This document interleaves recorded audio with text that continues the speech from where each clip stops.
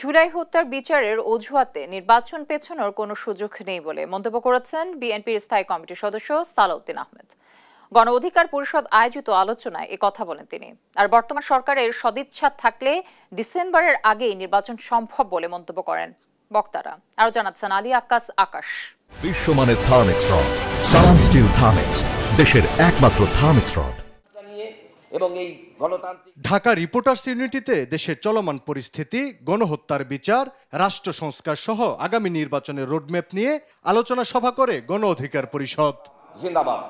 এ সময় রাষ্ট্র সংস্কার, বিচার এবং সুষ্ঠু নির্বাচনের জন্য বিভিন্ন প্রেক্ষাপট ও করণীয় তুলে ধরেন বক্তারা। নির্বাচনে বাংলাদেশের সবচেয়ে বড় সংস্কার, আর বাকি যা সংস্কার সেটা সময়ের ব্যাপার। আমরা দলগুলো যা চেয়েছি, যতটুকু মিল আছে সেইটার আলোকে একটি জাতীয় সনদ তৈরি করুন।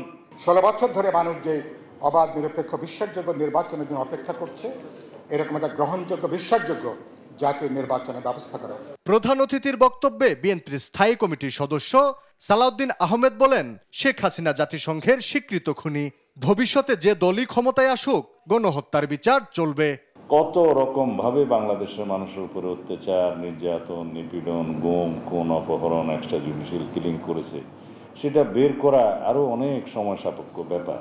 এগুলো সবই রেকর্ডেড হবে এবং আশা করি ভবিষ্যতে যারা এই সরকারে আসুক তারা এই বিচার প্রক্রিয়া চালু রাখবেন। আর গণ অধিকার পরিষদ সভাপতি নুরুল হক নূর বলেন, নির্বাচন পেছাতে দেশীয় নয় আন্তর্জাতিক মহল নীল নকশা আঁকছে, যার দৃষ্টান্ত মানবিক করিডোর এবং চট্টগ্রাম বন্দর ইস্যু।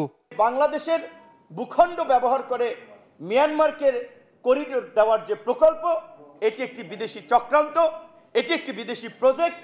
এর মধ্যে দিয়ে বাংলাদেশকে বিদেশিদের একটা কুরুক্ষেত্রে পরিণত করার ষড়যন্ত্র এবং ছক আঁকা হচ্ছে। ঐক্যমতের ভিত্তিতে আগামী দিনে একটি সুষ্ঠু নির্বাচনের প্রত্যাশাও জানান গণ অধিকার পরিষদের সভাপতি। নির্বাচনের অন্তত একটা সুনির্দিষ্ট মাসের তারিখ আমরা জানতে চাই। আলী আক্কাস আকাশ, দেশ টিভি, ঢাকা।